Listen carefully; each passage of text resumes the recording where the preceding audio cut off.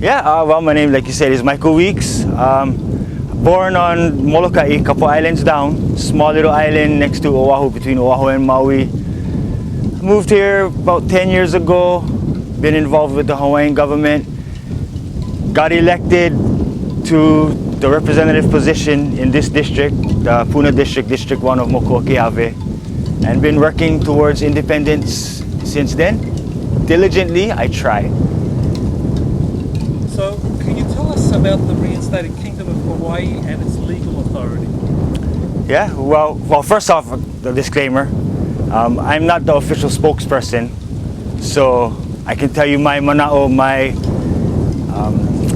my duties, but I can't speak for the government in certain states.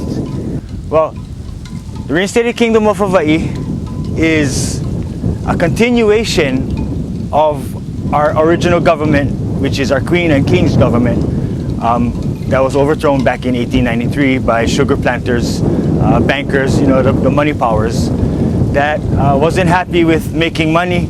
They also wanted to own everything. So at the time of the overthrow, our Queen said, steadfast, hold steady, don't draw blood, no bloodshed, we'll do this with aloha. So, fast forward to a few years ago, we started reinstating, 14 years ago, started the reinstatement process, just manifesting the legal authority that was always here in exile. So we as Hawaiian, we as a Kanaka Maoli people, we have that sovereignty embedded in our DNA, in our koko. So all we had to do was learn that we can take the proper footsteps and reinstate this sovereignty, reinstate this Kingdom of Hawaii that was always here, always in continuation, but we were told that it didn't exist. It was wiped off the map. So after, our people, after the fight for how many generations, we finally had the information, from however the sources came in, from Keakua down to the professors, to the kupuna, to every one of us, educating us on the proper steps that we got to take, the steps and obligations, because this is an obligation, and we taking the proper steps and obligations, and we reinstated back in 1999, March 13, 1999, and we've been working diligently, and it's that close. It's that close. We got a lot of support. And it's only getting faster, the quickening, and heavier, and it's exciting. It's exciting. So please explain your official position within the Reinstated Kingdom of Hawaii and what your duties involve.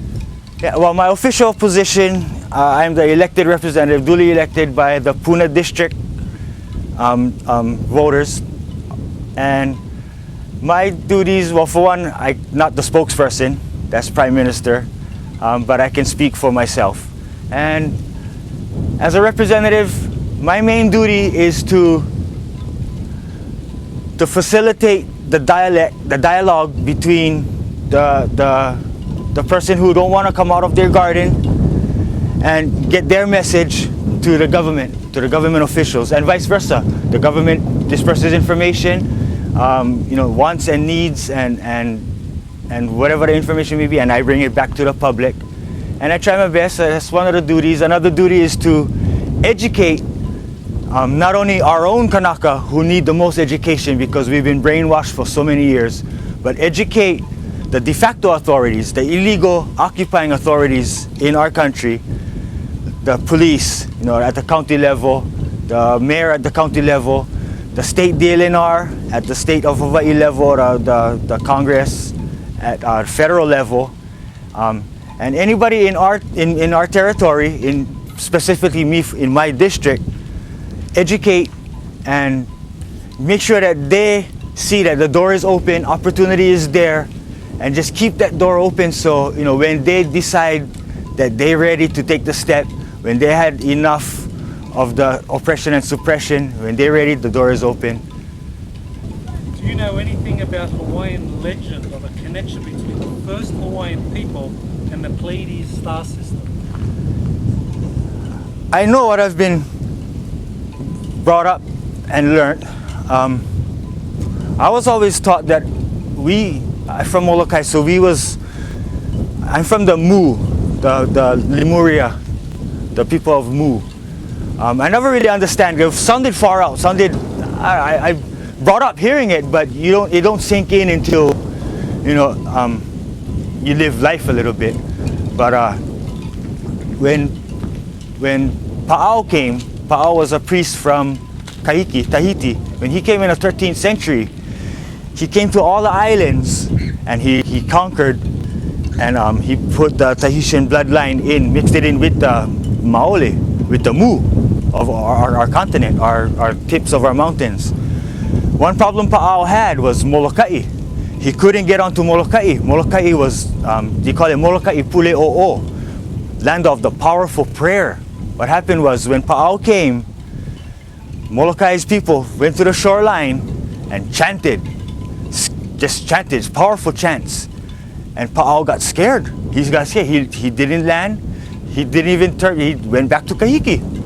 So Molokai wasn't, the people of Molokai, the bloodline stayed Mu for a long time. We was of the Mu descendants, Lemuria. And for me, that sounds like a far off story. Yeah, my mom, dad telling me, yeah, Mu. I thought we was this or that. So then I grew up by reading some of the books. I reading like Queen Lili'uokalani's book, the Queen story. And she talks about when she was a little girl, she ended up on Molokai for something. And just so happened there was a missing person, a little girl missing. So she was fortunate to be with the search party looking for this lost child. They actually went into one of the caves on the backside, the north shore of the island, and she seen a person, a being that the chants and the teachings taught her, and as soon as she seen this being, she recognized it as the Mu. So that brings credence to what I was told, that what I didn't believe, that there is this people, and that's us. We interbreed, we watered down, but we still have the Mu bloodline. And Mu, what I was told, was Lemuria, the people of Lemuria, at about 100,000 years ago, was infused with the Pleiades bloodline, with the beings of the Pleiades. And I'm not the kupuna, so I never memorized all this. Goes in one ear, goes out the other, because it's ancient stories or myths or legends. So it's not till you see the genealogy and the specific dates and times and places and names that you realize, wow, that's real. That's our family name. It's not just a make-up story to scare kids or to make you, into some different species. So about 100,000 years ago, give or take, I don't know, they infused the DNA, the Pleiades beings, with our DNA, and that's the beings, that's the DNA, that's the strain of human beings that flourished, aside of because you get white and you got black. I guess we're halfway in between, we're brown and a half. So that's what I was taught, and like I said, I never believed it. I hear it from my parents, my classmates' parents, my friends' parents, but when you're young, legends and myths, you don't know what to believe. So it wasn't until I was told that I was a Christian that I said, wait, I thought I was Mu. That's what I was taught. So now I guess I'm a Mu Christian, but I freelance. So the religion of love. But that's what I was told, and I believe our kupuna. I have no reason not to believe these teachings that were passed down through so many generations, combined teachings, combined and compounded over generations. That's a large bank of knowledge. So what knowledge is left, retained by our kupunas after the overthrow, after they slapped religion off our shoulders and they slapped the mother tongue off our shoulders, whatever is left is so precious, you best believe it. You best believe it and perpetuate it. Because if it's wrong, if it's fake, we're going to learn. If it's correct, then we're already there. So I believe in perpetuating the teachings that our kupuna gave. And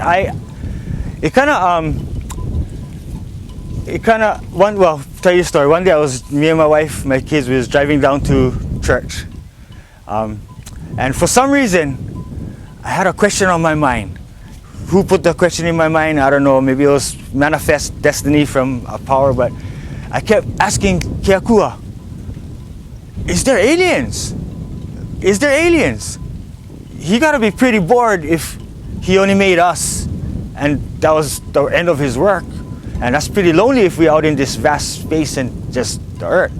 So it's heavy on my chest. Is there aliens? I mean, they say no, they say yeah, and I don't know. I know I'm from Mu and maybe Pleiades.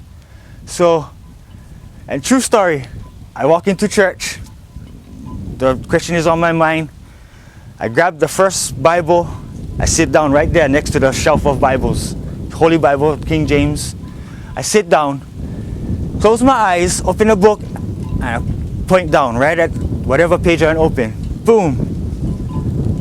The word alien is in the Bible. The word alien. I read, and my wife is sitting down, so I go, look. I've been asking the question, look. That wasn't good enough for me. Cannot be. No way. Close that Bible. Open a Bible. Boom. Wormwood. 2 strikes, you better stop. You better stop. I might get slapped. You don't believe? I told you twice. 3rd time is a pa'i. So that kind of gave me I'm comfortable with believing what I've been taught and believing that there is more than just us. It cannot be just us. That's lonely. That's pretty lonely. Can you explain why the Reinstated Kingdom of Hawaii has sovereignty over land newly created by recent volcanic lava flows that will be used for the Hawaii established as a sanctuary? Yeah. Pretty simple, non-debatable, facts of law, facts of history. Keakua, who probably made the Pleiades. Keakua Io is the top overall, the inventor of life, the ruler of life, our higher power, our highest power. 2nd tier, 3rd tier. So Makali'i, Pleiades, they were probably given that domain by Keakua. Keakua made us, Keakua. So Keakua gave us this earth, human beings. Lemuria, now Hawaii, pop out of the ocean. This is it, what's left of it.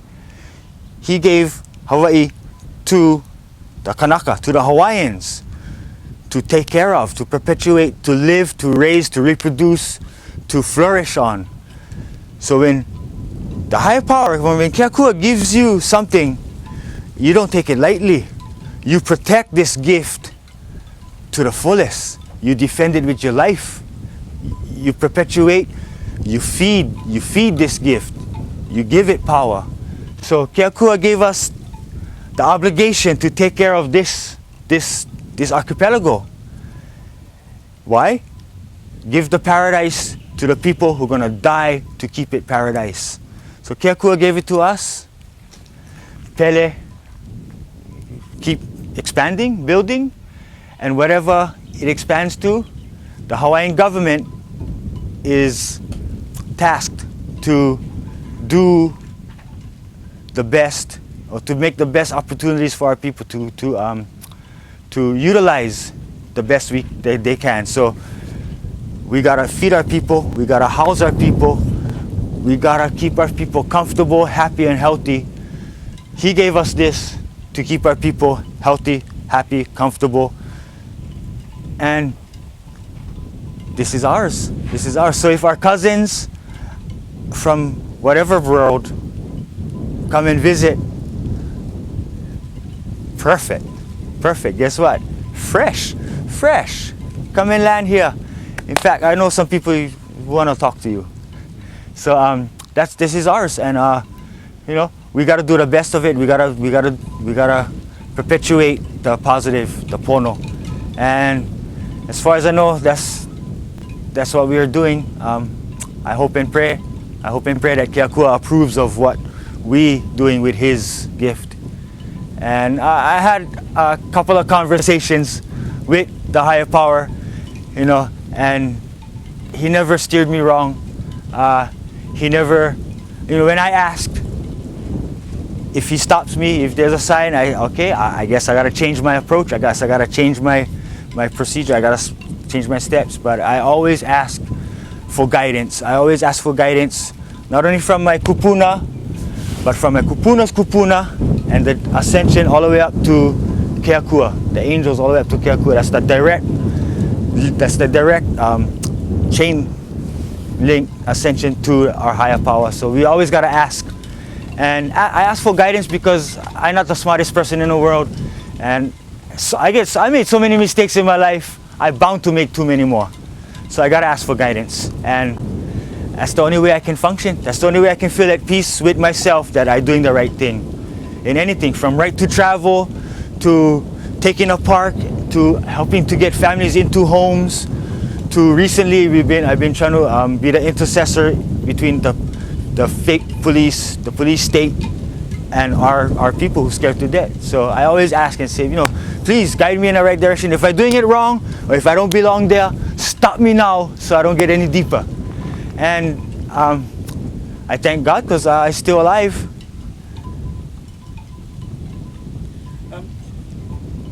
Why is the Kingdom of Hawaii's historic tradition of neutrality important when it comes to extraterrestrial life? That's a good one. Guess what, visitors? Who better to go and visit? Whose house is the best? The person who's gonna say, "Who are you? I don't know you. You're not in my traditions. You're not in my family history." Or the person who goes, "I don't know you. You might look familiar, but come and eat. Come and play. Let's play some music together. Let's break bread." That's neutral. You gotta take care of your fellow man. Whether they're de facto, whether they're sellouts, kupuna, your own children, visitors, you gotta take care of your fellow man. Forgive, forget, but don't forget. Forgive, learn, remember, and make better. Just gotta make better. So that's a good thing. Gotta be a neutral country. I don't know if they're gonna. I know they can defend themselves. If they decide to land, they can defend themselves from any missile or whatever. But why even have to go there when you're invited to a house perpetuated with love, who invites you? Come in. I want to learn. I want to learn. So that's a benefit of being a neutral country, is people not afraid of you. They're not intimidated by you. They look at you as manifesting love. So it should be a given. Should go hand in hand with the invitation, being neutral. So last question. The Hawaii Star Visitors Sanctuary's launch is scheduled for June 27 on the first day of the Hawaii Sustainability Conference. Can you tell us why this date was chosen and its significance? Because that's my birthday. No, I'm just joking. The new moon, the Sustainable Living Conference, observing a lot of stuff going on up there. A lot of stuff going on, and why not do it as soon as possible? The next fresh moon, the next new moon, the next pokane night, the next clear, the next new awakening, which is every month, twice a month on a blue moon. But that's the closest window that we can find, and which could be last month, but we missed it by a couple hours.